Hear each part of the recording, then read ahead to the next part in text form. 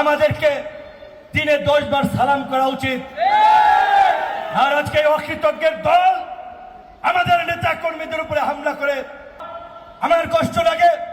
আজকে জামায়াত ইসলামী তাদের অতীত ইতিহাস ভুলে গেছে, যেখানে তারা প্রকাশ্যে পরিচয় নিয়ে ঘুরতে পারত না।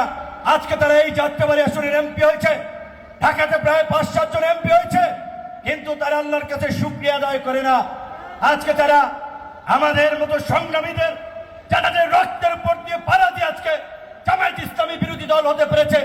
ঢাকা বিশ্ববিদ্যালয়ে সেই ইসলামিক ছাত্র শিবির নিষিদ্ধ ছিল, সেই ছাত্র শিবির আজকে ছাত্র প্রতিনিধি নির্বাচিত হতে পেরেছে। এর জন্য তাদেরকে আমি মনে করি সংঘাত সহিংসতা সৃষ্টির জন্য বিদেশিদের সাথে আঘাত করে রাষ্ট্রকে স্থিতিশীল করতে চায়। আপনারা শুনেছেন তারা বিদ্যুৎ জ্বালানির নামে বিভিন্ন ধরনের ইস্যুতে হঠকারী কর্মসূচি দিয়ে জনগণকে বিভ্রান্ত করছে।